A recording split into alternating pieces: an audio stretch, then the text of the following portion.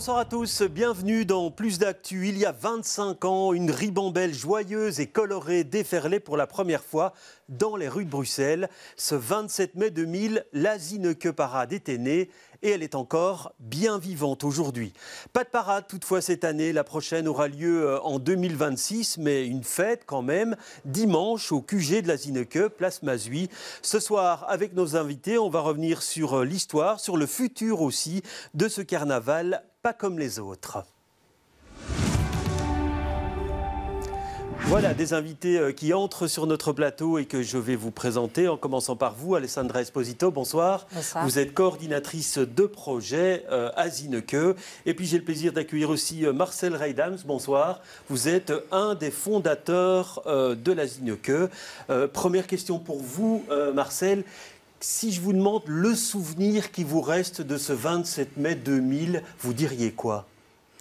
C'était surtout le stress qu'on avait dans le QG pour faire suivre 5 parades qui venaient de loin, de 5 horizons, disons, pour le faire venir ensemble sur la parade centrale. Ça, c'était assez dur. Ouais, donc votre souvenir, c'est du stress en fait d'abord. Oui, Ouais. oui. Mais quand même, c'était quand même une aventure fantastique. Ouais, alors on va y revenir sur cette aventure. Et vous, Alessandra, si vous deviez définir la Zineke aujourd'hui, quels seraient les éléments que vous voudriez mettre en exergue? Je pense qu'avant tout, Zineke, c'est un projet où on essaie de proposer, de valoriser la place de personnes qui sont moins visibles, moins représentées en ville, en leur donnant voilà, justement l'occasion de venir rêver, créer et puis proposer quelque chose, un résultat final le jour de la Zineke Parade. Ouais, et donc, c'était pour Bruxelles, capitale européenne de la culture. Ce projet, donc, il s'est concrétisé le 27 mai 2000. Il a été réfléchi combien de temps à l'avance? Quand l'idée est-elle née, finalement? Nous avons commencé, je crois, au mois déjà en fin 98 dans des groupes de travail. Et en fait, toute la parade est née de 3 éléments. Donc, un rêve, une envie et un projet urbain. J'explique. Un rêve, c'était le rêve de Mirko Popovic de créer une espèce de carnaval comme le Notting Hill Carnival à Londres et Montbéliard. Et c'était l'envie de Marcel de Muninck de créer un grand événement populaire. Et puis, moi, j'avais introduit auprès de Bruxelles 2000 un projet de 5 ponts pour le Pentagone, ce qui voulait dire que je voulais créer des liens entre les quartiers autour, les quartiers populaires et le centre-ville, pas uniquement, disons, physiques, mais aussi des liens entre les associations locales et les institutions, genre Monet, Beaux-Arts, des choses comme ça. Et là, à ce moment-là, est-ce que vous imaginiez que 25 ans plus tard, l'événement existerait toujours ou pas? Pas du tout. C'est simple, pas du tout. Oui, parce que c'était un one-shot à la base, donc ça devait avoir lieu le 27 mai 2000 et puis c'était fini. Mais très vite est venue l'idée d'en faire un événement dans le temps et puis l'idée est arrivée d'en faire un événement qui aurait lieu tous les 2 ans. On va revenir sur la genèse de la Zineke Parade dans cet extrait de reportage qu'on a réalisé il y a 25 ans. C'est le pire, on s'amuse quoi. Faudrait faire ça plusieurs fois dans l'année, toutes les années qui viennent. Voilà qui ne devrait sans doute pas être un vœu pieux. Après le succès de l'édition 2000, la parade Zineke devrait devenir le rendez-vous du printemps à Bruxelles tous les 2 ans. Personne ne savait le résultat qu'on obtiendrait, personne. nous-mêmes, pas exactement jusqu'à 2 ou 3 semaines parfois avant l'événement.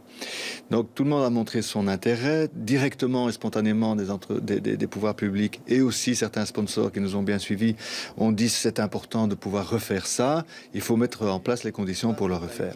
300 000 spectateurs, 4 000 participants venant de Bruxelles, de Belgique et même de l'étranger. Ce n'est pas sans émotion que Marcel de Muninck de la SBL Zinneke revoit ces images tournées par une de nos équipes le 27 mai dernier.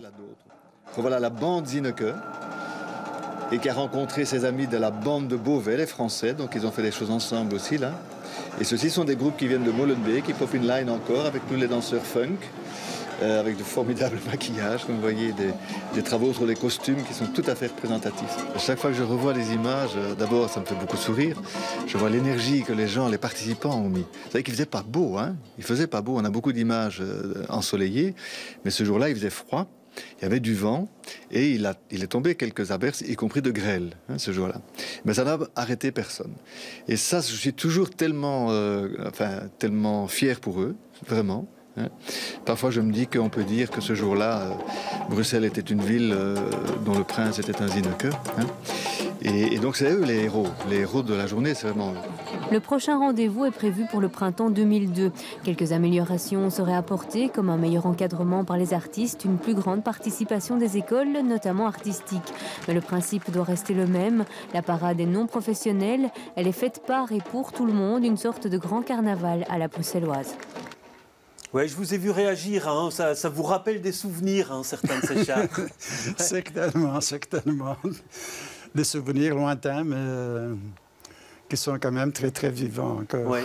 Alors vous, Alessandra, ça fait une dizaine d'années maintenant que vous travaillez pour la Zinneke. Vous y retrouvez dans ces images, vous y retrouvez l'ambiance d'aujourd'hui? Oui, certainement. Enfin, ça m'émeut, je pense, autant que Marcel, dans le sens où les moments où les canons à confetti démarrent, quelque chose que j'ai vécu déjà 7 fois, parce que j'ai quand même vécu 7 parades.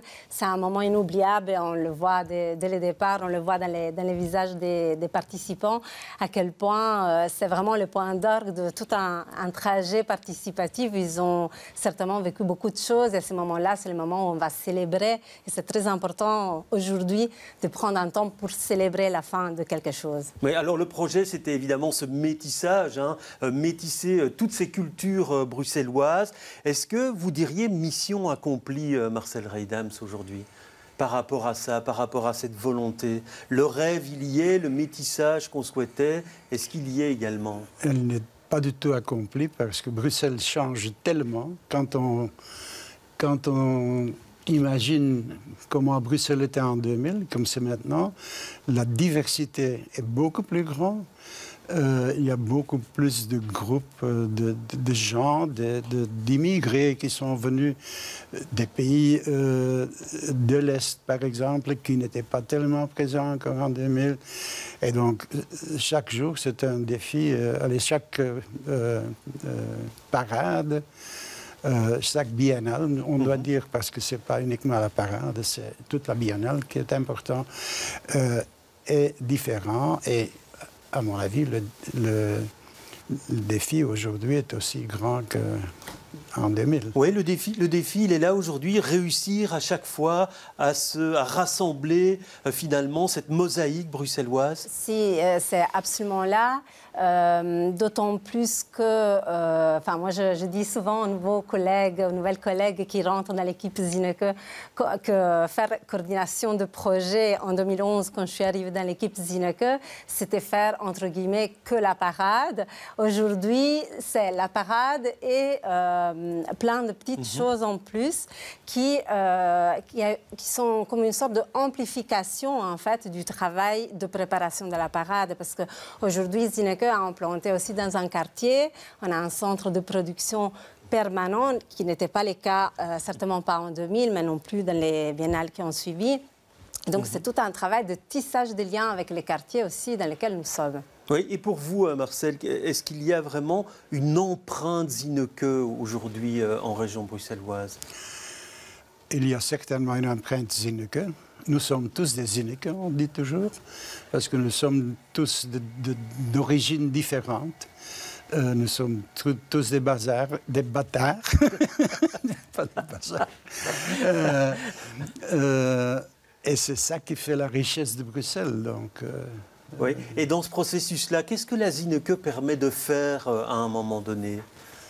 La Zineke a comme tâche importante de faire rencontrer toutes ces cultures, de mélanger et d'en tirer une nouvelle identité. Moi, je dis toujours que la Zineke, c'est la nouvelle identité de Bruxelles.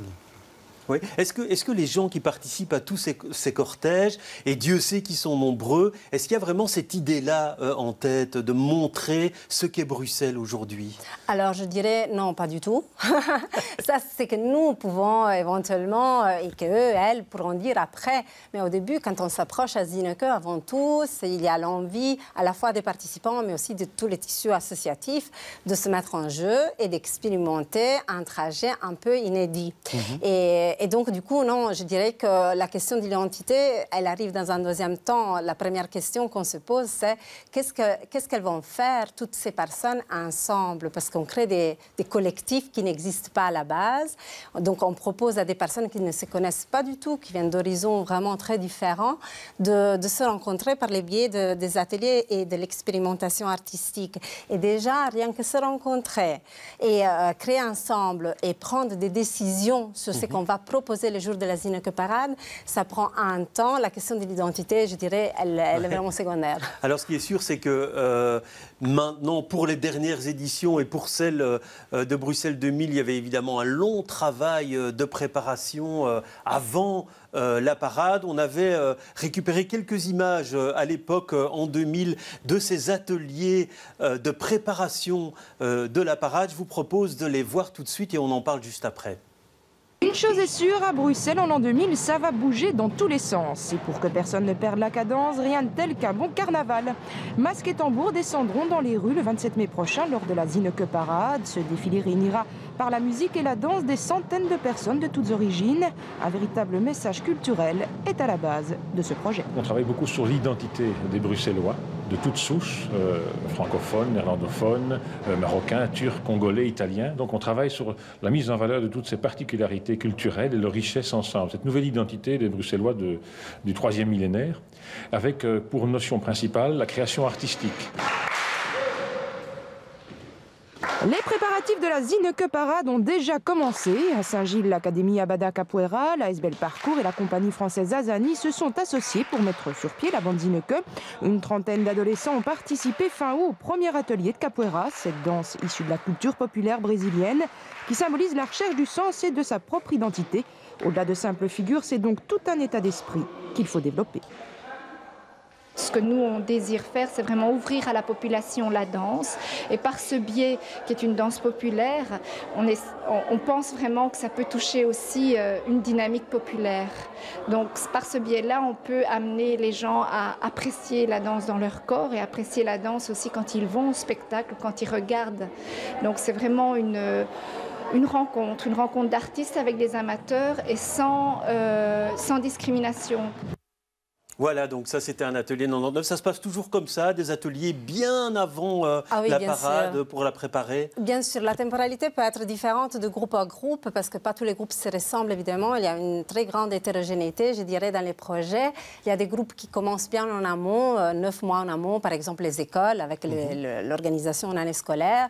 D'autres groupes qui vont joindre, disons, la marche un peu plus plus tard vers la parade parce qu'évidemment, on travaille avec toutes sortes de personnes. Il y a des personnes aussi qui sont en situation de santé plus vulnérable ou en situation de vie précaire. Donc, il faut tenir compte des réalités de tout et chacun. Donc, la temporalité est assez variable, mais bien sûr, le travail que vous avez vu, ça ne s'improvise pas. Donc, ça demande un vrai travail de préparation. Oui, et c'est ça le défi, en fait, que des artistes, que des professionnels, finalement, travaillent avec des amateurs. Ça reste une des forces aujourd'hui de la Zineke Parade. Oui, on y croit vraiment beaucoup. beaucoup dans cet accompagnement professionnel. Donc, on travaille avec énormément d'artistes ou de personnes qui font de la pratique artistique quand même leur profession et qui ont des qualités spécifiques pour pouvoir accompagner des groupes, comme je disais, très hétérogènes, où on ne parle pas forcément la même langue et on ne parle pas que des langues français et néerlandais, mais vraiment toute une multitude de cultures très différentes. Donc, oui.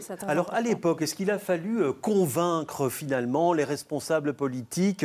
Est-ce que ça a été un travail compliqué de les convaincre de mettre sur pied un événement populaire comme celui-là? On avait la force de Bruxelles 2000, évidemment. Donc, mais il y avait quand même des doutes au niveau politique qu'une parade comme ça, un projet comme ça, parce qu'à ce moment-là, on ne savait pas encore très bien que ça allait venir, était bien faisable ou qu'on voulait soutenir. Du côté de la ville, ça a parfois eu certaines hésitations. Je ne dis pas du niveau politique, pas du niveau de la police, par exemple, où on a vraiment eu, dès le premier moment, toutes les autorisations. Ça n'a pas été compliqué, on vous a dit, on a l'habitude de gérer ça. Mais même avec enthousiasme. Oui.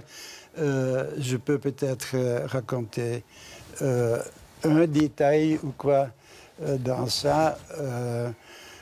Quand on avait des réunions de préparation, évidemment, avec la police, les pompiers, la gendarmerie à ce moment encore et tout. Et quand on sortait de là, on n'avait pas d'expérience d'organisation. Moi, j'étais responsable pour le parcours, pour la sécurité, etc., pour les contacts avec les autorités. Quand on sortait de là, il y avait un commissaire, un vieux commissaire que je ne connaissais pas, Karel van den Akker, pour ne pas le nommer. Et on descend tous les deux l'escalier et il dit, voilà, quand tu as des problèmes avec l'organisation, venez chez moi. Dis à tout le monde que tout va bien. Venez chez moi et toi et moi, on va résoudre ça. Et ça, c'était dès le premier moment. Et dans toutes les polices de Bruxelles, autour de Bruxelles, on a été accueillis dès le premier moment avec beaucoup d'enthousiasme. Oui, et vous vous attendiez à cet enthousiasme populaire le jour même, où ça a été un vrai succès populaire, hein? On espérait, mais on ne s'y attendait pas. Mais c'était explosif à ce moment-là. Ouais. Et à la fin, les politiques, le bourgmestre lui-même a déclaré qu'il y avait 300 000 participants. Spectateurs. Oui, ce qui est exceptionnel. Hein, ce qui était énorme. Et donc, à ce moment-là, on avait gagné. Donc. Oui. Et pour les artistes aussi, j'ai regardé une émission de cette époque-là où il fallait aussi convaincre les artistes de travailler avec des gens qui n'avaient pas du tout l'habitude de ce type de performance. C'est clair, parce que c'est un travail de vrai engagement. Quelque part aussi, je peux imaginer pour un artiste de mettre son nom et sa reconnaissance dans des projets collectifs avec des personnes qui n'ont pas du tout l'habitude d'être sur scène ou qui n'ont pas de pratiques artistiques.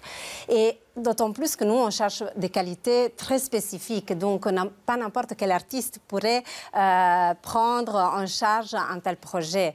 Il s'agit de veiller au confort des participants, de les mettre en sécurité, de pouvoir travailler avec un groupe. Et ça veut dire ne pas mettre nécessairement en valeur les idées de tout et chacun, mais faire en sorte, à la fin de tout un travail, d'avoir une proposition qui soit acceptée par les groupes et dans laquelle le groupe s'y retrouve et qui accepte de porter avec fierté le jour de la parade. Donc, c'est un travail très compliqué. Et certainement, nous sommes à la recherche d'artistes qui aient envie de prendre les défis. Oui. Alors, on va retourner dans l'effervescence d'il y a 25 ans. Si vous le voulez bien, on est à J-1, là, sur un de nos plateaux. Et écoutez, Mirko Popovic est un des fondateurs, avec vous, Marcel Reidheims, de cette Zineke Parade. C'est Electrazine, donc, qui fait référence à la société d'électricité qui nous a soutenus. Oui. Et merci. Pas de publicité. Je ne sais pas si c'est long. Non, c'est vrai. On va appeler Electrazine. Donc vous avez vu, ce sont le gros géant qu'on vient, c'est le bruxellisateur, je l'appelle moi. Le bruxellisateur, oui.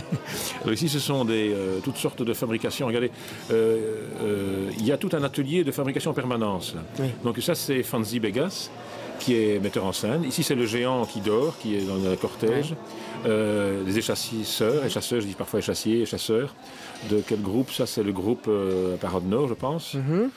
Et donc, ces gens, tous ces ateliers se rencontrent là, parce qu'il y a des grands espaces qui ont été mis à notre disposition. Il y a presque des avenues pour répéter. Il y a à peu près une quinzaine de chars qui ont été construits là, par à la fois des professionnels et des monsieur tout le monde. Et alors, les gens répètent dans des locaux. Mais qui sont agréés à eBay. Agréés, ils sont agréés à eBay. Donc, tous les chars ont été testés. Oui. Ah oui, ils ont été verts là-dedans. Et on a dû corriger les boursouflures soudures. Pour des questions de sécurité. Oui, c'est vrai. Il y a même des extincteurs par char, il y a tout ce qu'il faut. Donc, c'est vraiment. Parce que ce qu'il faut dire aussi, c'est qu'il y a des contraintes quand même à cette organisation. J'ai lu quelque part, pas de moteur à explosion. Donc, il y a pas de moteur à explosion, on a interdit pour forcer l'imagination. L'imagination au pouvoir, c'est un beau refrain. Et deuxièmement, pas d'amplification. Oui, c'est toujours le même... le cahier des charges. Ouais, oui, j'ai envie d'ajouter aussi, pas de moteur explosion, l'énergie humaine, c'est une question aussi politique, bien sûr, et écologique, donc c'est encore le cas. Et d'autant plus qu'on a une formation au sein de Zineke, c'est aussi quelque chose qui n'est pas forcément très connu, mais que nous faisons à côté et en parallèle de la préparation à la parade, c'est que nous organisons aussi une formation de métal et machinerie pour former des personnes au métier du métal, pour la construction de ces chars. Donc la formation est pratiquement gratuite, mais en échange, dans un esprit d'échange de savoir et de prestations, les élèves de la formation à la fin mettent leurs compétences qu'elles ont acquises à disposition au service des groupes. Donc les chars sont tout à fait artisanaux et poussés à la main ou tirés à la main. Et en ce qui concerne l'amplification, c'est un peu plus compliqué d'y tenir parce que il faut donc certainement la musique acoustique est très importante pour nous. Cependant, on ne peut pas nier le fait qu'il y a tout un tas de personnes, de jeunes notamment, qui ont envie de travailler avec la musique amplifiée. Alors, on essaie de proposer une amplification créative, c'est-à-dire d'éviter des gros baffles avec de la musique qui n'est pas réfléchie et qui vient juste habiller la parade. Ça, on n'aura pas à la Zineke Parade, mais on se modernise quand même. Ouais. Alors on voit, en voyant ces images d'il y a 25 ans, Marcel Reidams, toute l'émulation, hein. C'était un modèle qu'il fallait inventer en fait. Oui, c'était toute une invention. Mais en général, ce que je voulais encore ajouter, c'est que tout ce travail, disons, avant, et tout ce travail dans les ateliers, c'est malheureusement pas suffisamment connu par le public. Le public voit la parade, c'est l'explosion, le point d'orgue, etc. Mais il y a, pendant des mois de préparation, de milliers de personnes, ceux qui participent à la parade et leurs familles et amis qui aident à préparer. Et ça aussi, c'est très important de le dire une fois, de le montrer. Oui. Alors, la parade 26, elle se prépare, j'imagine, et donc ce sera une parade moins importante. Pour quelle raison? Alors, je ne dirais pas qu'elle sera moins importante, elle sera très importante. Par contre, on va devoir transformer notre manière de travailler parce qu'on doit s'adapter aux conditions que nous traversons et que tous les tissus, enfin les secteurs associatifs traversent certainement aujourd'hui.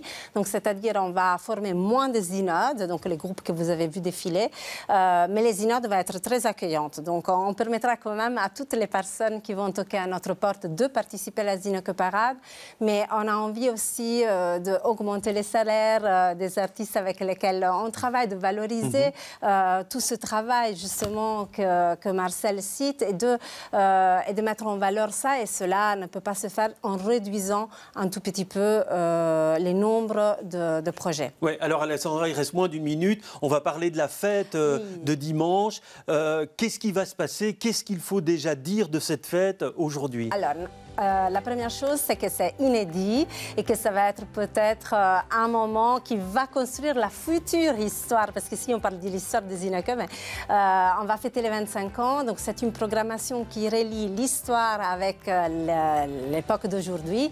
Il y aura des collaborations, il y aura des fanfares qui seront présentes, qui sont nées dans le cadre des Zineke 2000. Mais il y aura aussi également des jeunes artistes de battle hip-hop. Vraiment, je félicite les collègues en charge de la programmation parce que ça va être explosif de 10h du matin jusqu'à 10h du soir sur la place Mazui. C'est l'occasion pour tout le monde en fait de découvrir ce que Zineke fait. Effectivement, et c'est l'occasion de découvrir vos locaux aussi, ces fameux ateliers où beaucoup de chars voient le jour. Merci en tout cas d'avoir partagé vos souvenirs et ouvert le livre d'histoire de la Zineke. Et puis bon vent pour la suite, Alessandra. Plus d'actu, c'est terminé pour ce soir. Merci de nous avoir suivis. À bientôt.